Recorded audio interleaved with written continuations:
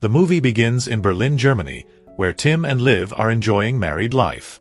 Liv becomes pregnant, and the couple is overjoyed, but their happiness is short-lived when tragedy strikes. Liv loses the baby. The loss leaves an invisible scar, and now Tim spends most of his time buried in work as a programmer at a video game company. Over the last 2 years, their once warm and loving relationship has grown increasingly cold and distant, with both struggling to bridge the silence. For weeks, their building has been covered with a massive black tarp, as landlord Friedman oversees renovations. One afternoon, the couple runs into him, and he reassures them everything will soon be finished.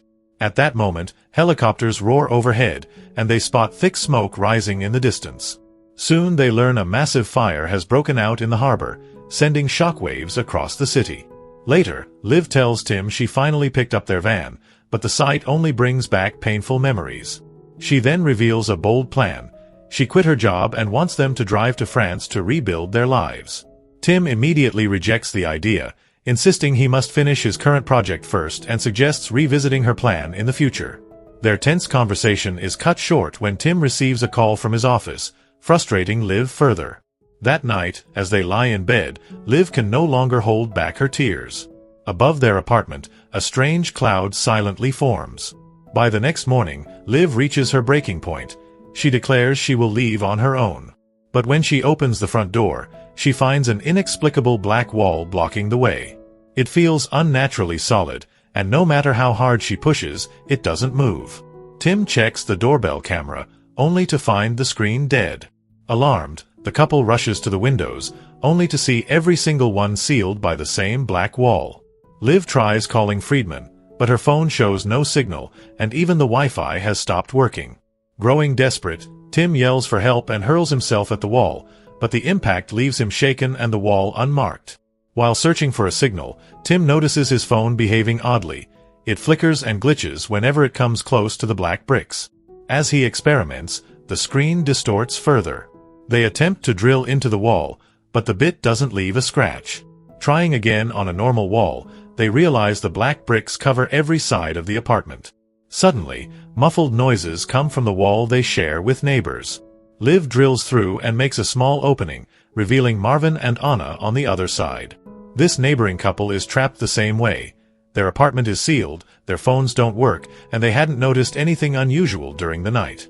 Anna sobs, convinced they'll die there. Tim checks the kitchen sink and realizes the water supply has been cut off. He tells Liv they just need to keep trying different approaches, like in one of his games. This comparison makes Liv snap in anger. She shouts this isn't a game and reminds him bitterly they should have left the city the day before. After a heated argument, she storms away, and in frustration Tim hurls his phone at the wall. To his surprise, a broken piece sticks to the black brick. When he pulls it away, it instantly snaps back. Liv returns, holding a mug and ready to apologize. When Tim takes the spoon from her and tests it, the spoon sticks to the wall too. The couple tests other metallic objects and confirms the wall is magnetic. Some spots feel stronger, so Liv stacks several objects on 4 of those areas. Suddenly the objects vibrate violently and then fly off, forcing Tim to shield Liv. Sharp fragments slam into his back, leaving him badly hurt, and Liv carefully removes them, tending to his wounds with tears in her eyes. Later, while sharing a snack, muffled screams erupt from the neighbor's apartment. Peering through the hole, they hear chaos, violent struggle, objects smashing. Then, suddenly, everything falls silent. Fearing the worst, Tim and Liv break down more of the dividing wall. After strenuous effort, Tim grabs a baseball bat, and together they climb into the neighbor's apartment. As they search the messy space, they notice bloodstains smeared across the carpet. Eventually, they find Anna collapsed on the floor and rush to help. The women barely escape the room before Marvin attacks Tim, trying to strangle him with the bat. Liv charges back in, sprays Marvin with pepper spray, and Tim strikes him with the bat to break free. Tim shouts, threatening Marvin with worse consequences if he dares hurt Anna again. But Anna rushes to defend Marvin, crying that he didn't harm her. She explains she was trying to smash the wall but accidentally struck him instead. Still wary, Tim and Liv tie Marvin's hands to calm things down. Afterwards, Tim explores the apartment and finds a locked door labeled "No Entry." He forces it open, distracted by flickering lights and missing the brief moment when the black bricks emit a faint glow. Liv joins him, and together they uncover several digital cameras and an axe. Tim tries hacking at the door but makes no progress. Just then, Marvin wakes up. Though confused and unable to recall events, he apologizes when told what happened. It turns out he became aggressive after overdosing on painkillers following Anna's accidental blow. The couple reconcile tearfully, kissing in relief, while Liv, unimpressed, comes up with a new plan. She sketches a rough outline of their building and explains that, given its age, there must be an old war shelter beneath the basement, likely connected to the subway tunnels. The only way forward is down. Tim begins smashing the floor, and to everyone's relief, the black bricks do not extend below. After relentless work, they manage to open a hole big enough to descend. Using bedsheets as a rope, Tim climbs down and suddenly finds himself staring at Oswald, who is pointing a gun directly at him. Tim quickly explains he isn't trying to rob him, but Oswald remains suspicious. Thankfully, Oswald's granddaughter, Leah, steps in, warning that unless they cooperate, they will all be dead within days. The others climb down after Tim, and Leah provides a ladder for the next hole. Tim finally unties Marvin, though Oswald watches warily. Marvin begins breaking more of the floor while Leah grows upset that her phone messages won't go through. She admits she argued with her girlfriend the night before and hasn't heard from her since. Leah also mentions spotting the black wall around 4 a.m. when she went to the bathroom. Tim grows suspicious of a smoke detector, opens it, and discovers a hidden camera. Shocked, he asks Oswald, who is equally surprised, then concludes Friedman must have planted it. The group checks another detector in the kitchen and finds the same thing. Friedman has been secretly recording them. Liv recalls Friedman's apartment is next to Oswald's, so they create a hole in the shared wall. Inside, they find exotic items, including an ancient sword Marvin eagerly takes. Deeper inside, they stumble upon Friedman's mutilated corpse, both arms missing. Marvin vomits while Liv trembles through a panic attack. Tim tries to comfort her, but she bolts. He picks up Friedman's phone and finds disturbing photos of the black walls. Returning, the group resumes breaking the floor. They ask Oswald if he ever noticed anything strange, but he insists no. Though nervous, he takes his medication with Lee's help. Glancing at an old newspaper, Liv wonders if the harbor fire could be connected, but Tim dismisses it due to the distance. Suddenly, the weakened floor collapses, and most of the group plummets below, knocked unconscious. Liv hurries down the ladder to check on Tim, who wakes up groaning but alive. Oswald, terrified, hesitates to descend, but Leah refuses to abandon him. With help, they lower Oswald, his oxygen tank, and the ladder.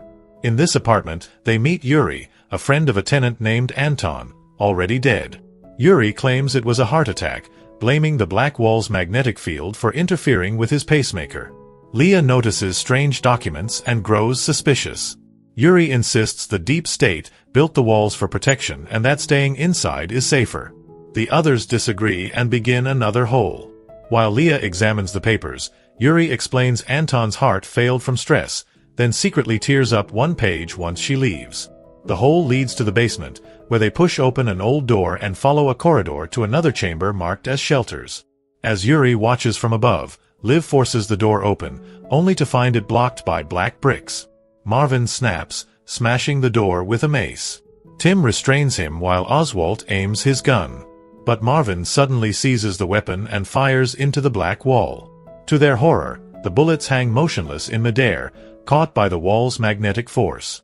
Remembering the earlier incident, Tim yells for everyone to duck just as the bullets ricochet back at deadly speed. Sadly, Oswald was too old to move quickly, and a bullet killed him. Leah clung to his body while crying. The group returned to the apartment, and Anna wondered if they had been chosen for a reason. She revealed that when she was 15, she was declared dead for 2 minutes after a bicycle accident, then asked if anyone else had experienced something similar. Leah said her mother had died of cancer, and Yuri admitted he had once killed someone while on duty as a police officer. Marvin was clearly responsible for Oswald's death and kept apologizing. Tim didn't want to talk about his baby, but Liv mentioned their miscarriage, causing Tim to storm into another room. Liv followed and they argued, Liv insisting they had to face it since they might die soon. Tim snapped, and their shouting was loud enough for everyone to hear. He complained about Liv wanting him to quit his job overnight, while she retorted it hadn't been sudden. Since the miscarriage, Tim had ignored her for his computer and refused to talk, leaving her to grieve alone. She concluded he had abandoned her and left the room. Wanting to be useful, Tim led the group back to Friedman's apartment to search for clues. Leah thought they should also check Anton's notes, ignoring Yuri, who insisted he'd read them all. The group split up, and Leah noticed one of Anton's papers had the same pattern as the black wall, along with the 4 spots Liv had seen earlier. Anton's business card showed he worked at a nano-defense company, suggesting the wall was made of nanobots. Yuri said Anton was a programmer but didn't know details. In a drawer, they found a broken laptop and phone, which Yuri claimed Anton had smashed against the wall. Tim noticed Friedman's apartment looked smaller than it should. Knocking confirmed one wall was hollow. Marvin found a remote, which activated a sensor on the wall, but they needed a password. Tim blew dust on the buttons, narrowing the possible codes to 24. Leah and Liv checked Anton's trash and found a note with the word code. Yuri joked that opening the wall might let in lethal radiation. Before the tension grew, Anna arrived saying they had found something. After a few failed attempts, Tim entered the right password, and a hidden door opened. Inside, they found computers spying on every apartment through cameras hidden in smoke detectors. While checking the footage, Tim accidentally saw Marvin and Anna being intimate. Then he found the recording from the night of the incident, showing a dark cloud suddenly forming the black wall outside the window. They also saw Anton's body in a different place than Yuri claimed. When Liv turned to ask, Yuri had vanished, prompting Marvin to search. Meanwhile, Leah uncovered Anton's scarf and saw dark bruises. Yuri then appeared behind her. Elsewhere, the others watched a clip of Anton shortly before his death. Off-frame, lights flickered and sunlight streamed in through the stairwell, proving Anton had opened the wall. Moments later, Yuri appeared in the footage, pushing and strangling him. Marvin entered Anton's room to find Yuri burning papers and Leah dead on the floor. Yuri insisted the wall was there to protect them. Soon Tim arrived with Oswald's gun and found Yuri choking Marvin. A struggle followed, during which Marvin was knocked unconscious. Yuri disarmed Tim, beat him, and began choking him, until Marvin revived, kicked Yuri, and grabbed the gun. Just as he was about to shoot, Liv stopped him, saying Yuri might know a way out. Yuri lunged again, so Tim knocked him unconscious. They tied Yuri up. Tim found conspiracy books in his bag, and Liv suggested he killed Leah because she discovered an exit, like Anton had. Anna kept checking the cameras while Tim and Liv examined burned papers. One pattern resembled Morse code, convincing Tim Anton had cracked it. Liv showed Anton's business card, and Tim realized the company address matched the harbor fire location. They woke Yuri, and when he refused to talk, Marvin hit him. To prove he was serious, Tim fired near Yuri, briefly deafening him. Yuri then admitted the wall was a defense system accidentally activated by the harbor fire. Marvin distrusted him and beat him until Tim pulled him away. Just then, Anna announced she'd found something. Anton had built an app to scan bricks, forming a QR code. The 4 special spots needed to be pressed with light to open the wall. Using data from Anton's broken phone, Tim recreated the app and installed it on a working one. Back at the apartment, he pressed the 4 spots, turning the bricks liquid. Anna tested it with her finger, then her whole hand, saying it felt warm with something moving inside. Yuri warned it was dangerous, but Marvin urged her to pull out. She couldn't, the nanobots dragged her in. The others tried to save her as the wall solidified, but failed. Anna died. Yuri laughed that the wall would never let them escape. Enraged, Marvin shot him multiple times, then killed himself. Minutes later, Tim confessed to Liv that something inside him had broken after the miscarriage and he hadn't known how to fix it. They hugged, reconciled, and remembered their love. Tim then retried the app, realizing the buttons flashed with different patterns. Checking Anton's footage, they found the sequence. But Yuri suddenly woke up. As they tried again, he attacked, headbutting Tim and chasing Liv, who fell through a hole. Tim kicked Yuri down and jumped in after her. The couple ran through the basement and shut a door behind them. Liv used the app while Yuri forced his way in and began choking Tim. The wall opened, but the fight continued. Tim told Liv to go, but she refused. Yuri prepared to stab him, only for Liv to strike him from behind with a mace. The couple crossed the final door and escaped the building. Outside, they saw the entire town covered in black bricks. Their van was still intact, so they drove away. On the radio, the news confirmed the incident was caused by the harbor fire. This movie teaches us that even the strongest, most impenetrable walls, whether built of steel or sorrow, can be dismantled when people confront the truth and act together. True freedom comes not from isolation, but from the courage to trust, connect, and overcome fear as one.